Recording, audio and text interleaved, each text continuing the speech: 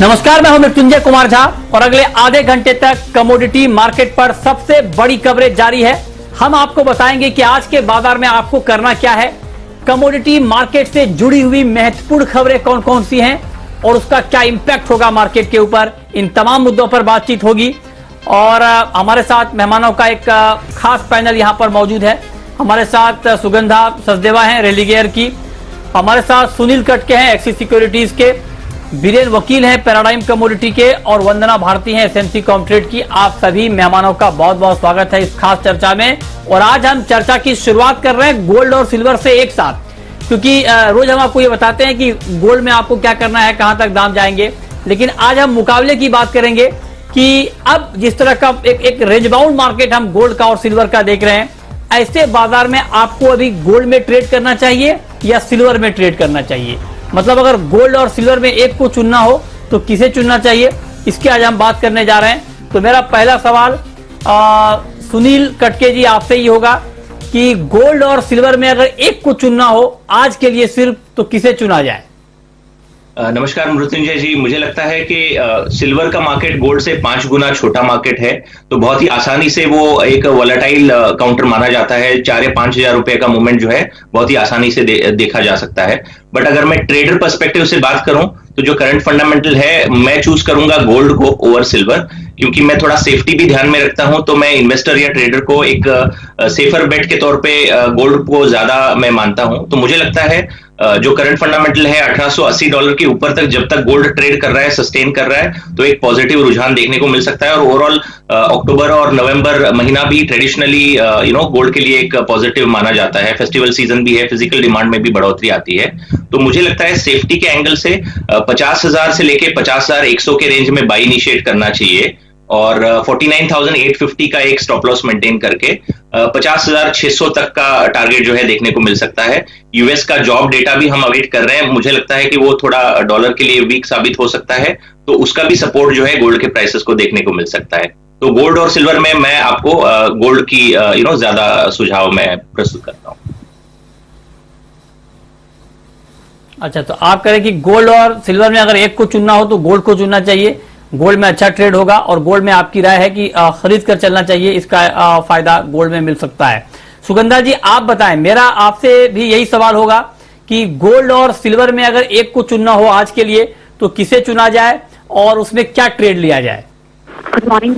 अगर गोल्ड और सिल्वर में चुनना हो स्पेशली आज के लिए मैं सिल्वर को पिक करूंगी, बिकॉज अगर ब्रॉडर मार्केट में देखती तो काफी हद तक रिस्क कैपिटल वापस आ रहा है। हमने एशियन इक्विटीज को भी सिग्निफिकेंटली क्लाइम करते हुए देखा और because of renewed stimulus sources की वजह से मार्केट में बहुत स्ट्रॉन्ग सेंटिमेंट्स बने हुए हैं और इस वजह से मुझे लगता है सिल्वर की प्राइसेस को ज्यादा फेवर मिलेगा। और इसके साथ साथ अगर हम देखें तो डॉलर इंडेक्स में भी वीकनेस काफी हद तक कॉन्टिन्यू होता है, ये भी एक फैक्टर है जिस वजह की प्राइसेस को सपोर्ट करेगा। ओके सुगंधा जी, आपकी आवाज ठीक तरीके से नहीं आ रही है, हम दोबारा आपसे जुड़ेंगे। आपकी आवाज अभी कुछ तकनीकी दिक्कत की वजह से ठीक से नहीं आ पा रही है। यही सवाल सुगंधा जी, वंदना जी आपसे मेरा है कि गोल्ड और सिल्वर में आज के लिए बेहतर क्या है, किसमें ट्रेड लिया जाए।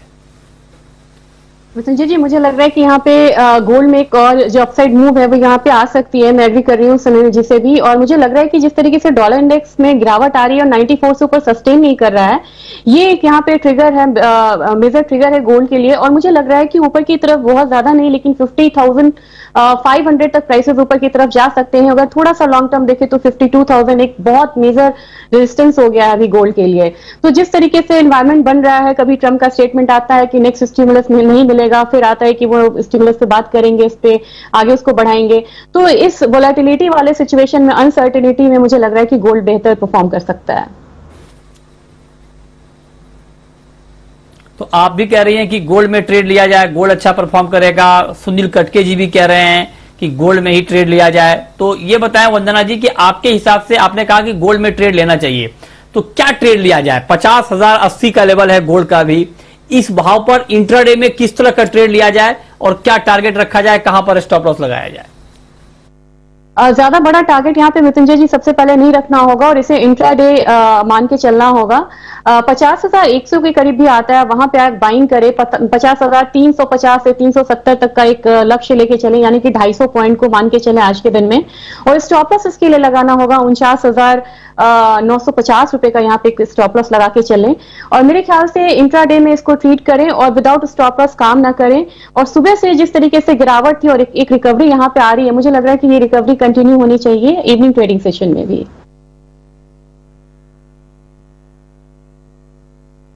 ओके, ठीक है। तो ये राय आपकी गोल्ड के ऊपर है कि गोल्ड में क्या करना चाहिए, इस पर आप नजर रखिए। सुनील कटके जी, आपने कहा कि आज गोल्ड को चुना जाए, गोल्ड और सिल्वर में एक को चुनना है। आपने बताया भी कि क्या ट्रेड लेना चाहिए, लेकिन ठीक है, गोल्ड को हमने चुन लिया है, लेकिन क्या चांदी को बिल्कुल इग्नोर करना ठीक है क्या? या फिर ठीक है इंट्राडे में कोई ट्रेड ना बन रहा हो चांदी में, बढ़िया ट्रेड, लेकिन क्या कोई पोजिशनल ट्रेड चांदी में बन रहा है क्या अभी? मृत्युंजय जी, मुझे लगता है कि डे पर्सपेक्टिव से तो चांदी में भी एक ट्रेड बन सकता है। इनफैक्ट 60,580 के रेंज में अभी चल रहा है, तो मुझे लगता है थोड़ा वॉलेटाइल काउंटर है, तो रिस्की ट्रेडर्स डेफिनेटली यहाँ पे एक एंट्री ले सकते हैं। बट एक स्ट्रिक्ट स्टॉप लॉस जो है 60,000 का मेंटेन करना चाहिए आज के लिए। और मुझे लगता है गोल्ड की चाल को सिल्वर भी फॉलो कर सकता है, तो 61,000 का एक रेंज जो है सिल्वर में भी देखने को मिल सकता है, क्योंकि तकरीबन $24 के रेंज तक अभी पहुंचते हुए नजर आ रहा है कॉमेक्स पे सिल्वर। अगर ये 24 का रेजिस्टेंस तोड़ता है तो अगला सपोर्ट जो है, अगला रेजिस्टेंस उसका $24.5 का देखने को मिलेगा। तो मुझे लगता है कि जो थोड़े बहुत रिस्क टेकर्स हैं उनके लिए सिल्वर में भी एंट्री बन रही है। और CFTC का डेटा भी देखा तो सिल्वर में बाइंग साइड का ओपन इंटरेस्ट अभी 9% से ज्यादा बढ़ रहा है। तो धीरे धीरे मुझे लगता है कि सिल्वर में भी एक बाइंग ट्रेंड शुरू होते हुए नजर आ रही है। तो रिस्की ट्रेडर्स को इग्नोर तो नहीं करना चाहिए, बट खरीद के चलना चाहिए डेट पर्सपेक्टिव से। अगर पोजिशनली बाय करने के बारे में सोचना है तो मुझे लगता है कि 58,000 का एक रेंज जो है हमें देखने को मिल सकता है इसी महीने में। और अगर आपको लेके 3 या 4 महीने तक होल्ड करके चलना है तो 58,000 का रेंज जो है सिल्वर में वेट करना चाहिए, और वहां पे एंट्री बनती है पोजिशनली। अच्छा, तो मतलब आप कह रहे हैं कि डे ट्रेडर को एक 60,000 के स्टॉप लॉस के साथ लेना चाहिए। यहां से 400-500 रुपए की तेजी आपको दिख सकती है, मतलब 61,000 तक भाव जा सकता है। और अगर कोई पोजिशनल 3-4 महीने के लिए ट्रेड करना चाहते हैं तो उनको 58,000 के भाव का वेट करना चाहिए। सुगंधा भी हमारे साथ जुड़ चुकी हैं फिर से। सुगंधा जी, आप बताएं आपके हिसाब से आज के लिए सोना या बेहतर या चांदी बेहतर?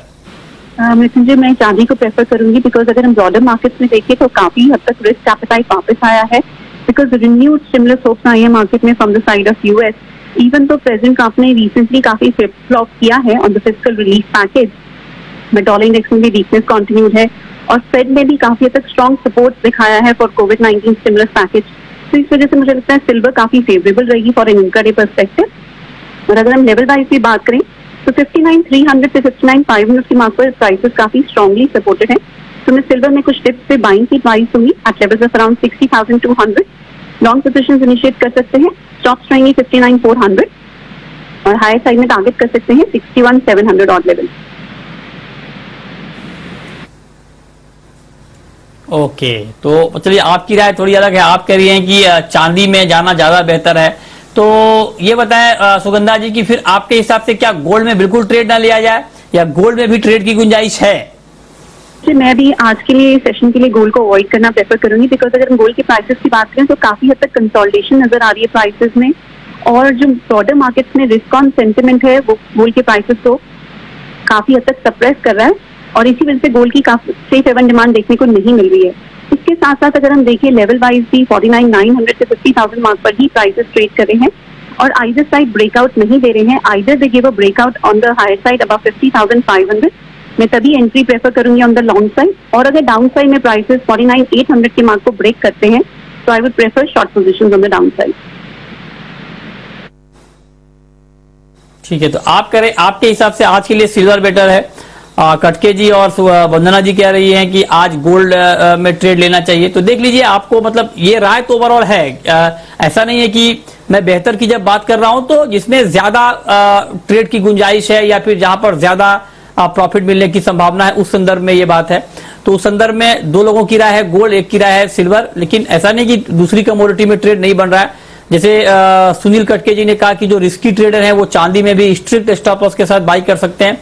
तो आपको एक ओवरऑल राय मिल गई है। आप स्ट्रेटेजी बनाएं, लेकिन जो भी रणनीति बनाएं खरीदने की या बेचने की, स्टॉप लॉस जरूर लगाएं। ये मेरी गुजारिश होगी आप लोगों से। बहुत शुक्रिया सुगंधा जी आपका हमारे साथ जुड़ने के लिए और गोल्ड और सिल्वर के ऊपर अपना व्यू देने के लिए। गोल्ड और सिल्वर के बाद अब हम बात करते हैं क्रूड की। क्रूड का मार्केट थोड़ा सा ऊपर है, 2900 के ऊपर ट्रेड कर रहा है। एमसीएक्स पर करीब करीब 0.5% की मजबूती है। कच्चे तेल में सुनील कटके जी आज क्या ट्रेड लिया जाए? अगर 2930-35 के भाव पर ट्रेड लेना हो तो किस तरह का ट्रेड आप देख रहे हैं? मृत्युंजय जी, मुझे लगता है कि प्राइसेस को सपोर्ट ये हरिकेन डेल्टा की वजह से जो गल्फ ऑफ मेक्सिको में है तो उसकी वजह से थोड़ा प्राइसेस को सपोर्ट मिला है। बट अगर हम कल की इन्वेंट्री की बात करें तो एक्सपेक्टेड से ज्यादा इन्वेंट्रीज हैं और इवन डिमांड कंसर्न्स भी है, जैसे कोविड केसेस बढ़ रहा है। तो मैं अभी भी बोलता हूं कि क्रूड के प्राइसेस पे थोड़ा प्रेशर आने वाले समय में देखने को मिल सकता है। इवन जो स्टिमुलस पैकेज भी है वो भी नवंबर 3 के बाद के लिए पोस्टपोन हो गया है, तो समवेयर डाउन द लाइन वो टॉक्स में ही रहेगा और यूएस इलेक्शन तक मुझे लगता है कि ये दोनों साइड का स्टेटमेंट्स आते रहेगा। तो क्रूड ऑयल के फंडामेंटल्स को देखते हैं तो मुझे लगता है कि सेल इनिशिएट करना चाहिए। करंट भाव 2930 और 40 के रेंज में चल रहा है, तो यहाँ पे सेल इनिशिएट करें। 2980 का एक स्टॉप लॉस मेंटेन करके 2880 से लेके 2850 का लेवल हमको देखने को मिल सकता है एमसीएक्स में। और अगर वही हम अगर हम नाइमेक्स की बात करते हैं तो WTI का रेट मुझे लगता है कि एक बार $38 के रेंज तक देखने को मिल सकता है। तो सेल ऑन राइज की ही स्ट्रेटेजी जो है हमें क्रूड में लेके चलना चाहिए। ठीक है, तो आप कह रहे हैं कि तेजी पर बिकवाली करके चलना चाहिए, इस पर आप नजर रखें। आपका व्यू वंदना जी नेचुरल गैस के ऊपर क्या है? इंट्राडे ट्रेडर को नेचुरल गैस में क्या करना चाहिए? मृत्युंजय जी, धीरे धीरे इसमें तेजी एक बन रही है और जिस तरीके से हरिकेन आया है उसका भी इम्पैक्ट इस पर लग रहा है कि आएगा। और मुझे लग रहा है कि एनजी में थोड़ी सी बाइंग जो है उसकी गुंजाइश है, 190 के करीब बाय करना चाहिए, 194 का एक टारगेट लेके चलना चाहिए, 188 का स्टॉप लॉस लगाना चाहिए। और ग्रेजुअली अगर थोड़ा सा लंबा हम सोचे तो मुझे लग रहा है कि 198 तक भी नेशनल गैस में प्राइसेस ऊपर की तरफ आ सकते हैं। तो मेरे ख्याल से बाइंग में बने रहना चाहिए। ओके, तो ये राय आपकी है नेचुरल गैस के ऊपर। अब हम बात करते हैं बेस मेटल की। मेटल में आपका व्यू कॉपर पे क्या होगा कटके जी? मृत्युंजय जी, मुझे लगता है कि कॉपर एक नीजक रिएक्शन के तौर पे कल बढ़ा है, क्योंकि चिली माइन में जो स्ट्राइक का अंदेशा है उसकी वजह से मुझे लगता है कि थोड़ा मार्केट में पैनिक है। और इवन एक्सपोर्ट डेटा जो आया है कॉपर का चिली फ्रंट पे वो एक बेहतर आया है, तो कहीं ना कहीं उसका पॉजिटिविटी जो है हमको कल देखने को मिला, जहां पे हमने तकरीबन 12 से 15 रुपए का जंप कॉपर में देखने को मिला था हमें कल। और आज हालांकि वो सुस्ती से ओपन हुआ है, ₹1.35 डाउन ट्रेड हो रहा है, 521 के रेंज में है। तो मैं आज भी एक्सपेक्ट कर रहा हूं कि वो कल का जो मोमेंटम है वो कंटिन्यू रहे। तो मैं अभी भी यही रेकमेंड करूंगा कि एक शॉर्ट टर्म पर्सपेक्टिव से और 5 या 6 रुपए का जंप हमें देखने को मिल सकता है। तो 521 के रेंज में या 520-50 के रेंज में एक बाई इनिशिएट करना चाहिए। 519 का एक स्ट्रिक्ट स्टॉप लॉस मेंटेन करके मुझे लगता है 528 तक का एक रेंज देखने को मिल सकता है कॉपर में। ठीक है, अब हम बात करते हैं जिंक और निकल की, और यहां पर बहुत ही रेंज का ट्रेड हो रहा है। जिंक का नवंबर वायदा 188 रुपए 50 पैसे पर है, निकल का भाव 1075 रुपए के करीब है। तो वंदना जी, जिंक और निकल में कोई ट्रेड है क्या इंट्राडे के लिए? मृत्युंजय जी, बेस मेटल की चाल देखें तो काफी गिरावट के बाद एक नीजक रिएक्शन आया था स्टिमुलस पे, उसके बाद से हम देख रहे हैं कि फिर से रिवाइवल है यहाँ पे। मेरे ख्याल से यहाँ पे जिंक पे बाइंग बनेगी, कंफर्मेशन आने दे, 190 रुपए आता है तो वहां पे बाय करे और 193 का यहाँ पे एक टारगेट लेके चले। स्टॉप लॉस यहाँ पे होगा 188.5 का। साथ में मुझे निकल में, जैसा बता रहे थे, निकल में भी मुझे लग रहा है कि यहाँ से बाउंस बैक एक अच्छा आया, वैल्यू बाइंग आई है। 1065 के लेवल पे बाय करे, 1075 का एक टारगेट लेके चले। स्टॉप लॉस यहाँ पे 1060 रुपए का होना चाहिए। ओके, ठीक है, तो ये राय है आपकी कि क्या करना चाहिए मेटल में भी। अब वक्त है एक ब्रेक का, और ब्रेक के बाद आपको बताएंगे कि एग्री मार्केट में कहां कहां पर एक्शन है, एक्शन क्यों है और उसमें आपको करना क्या चाहिए। छोटा सा ब्रेक, तुरंत लौटते हैं।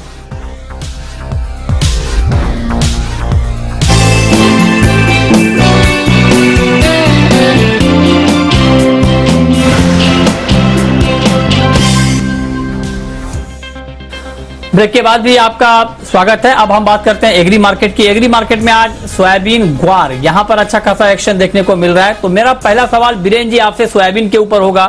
सोयाबीन का नवंबर वायदा करीब 50 रुपए ऊपर है और 4000 के ऊपर ट्रेड कर रहा है। क्या लगता है आपको 4000 के ऊपर कितनी तेजी और मुमकिन है सोयाबीन में नवंबर कॉन्ट्रैक्ट में?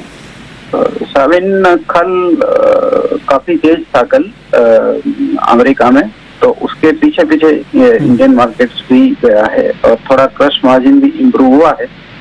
यहाँ से फिलहाल ज्यादा तेजी की मुझे उम्मीद नहीं है, बट फिर भी 100-125 ऊपर जा सकता है।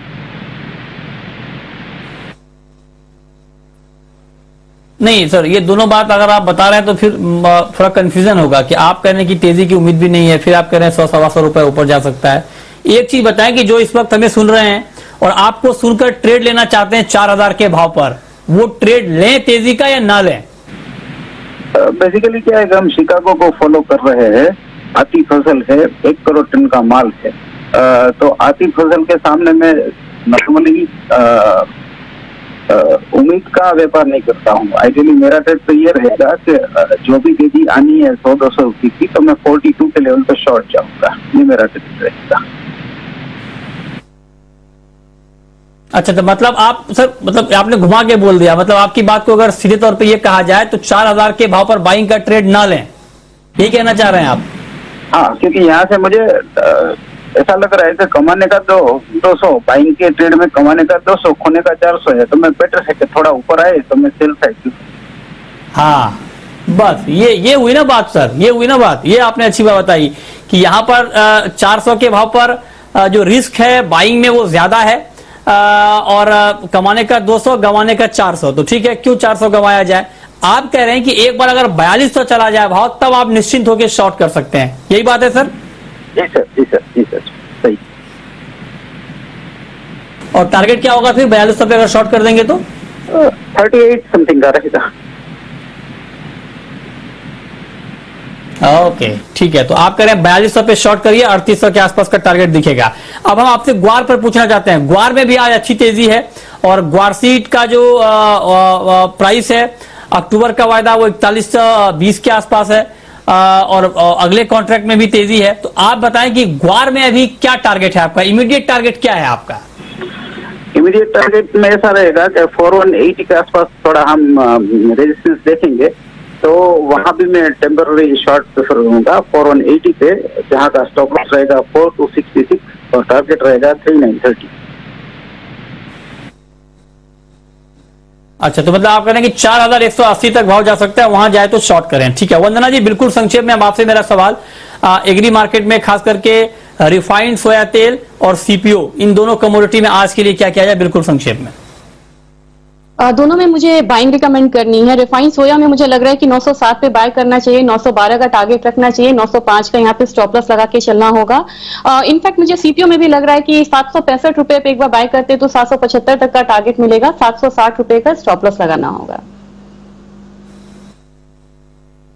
ठीक है, अब वक्त है रैपिड फायर राउंड का।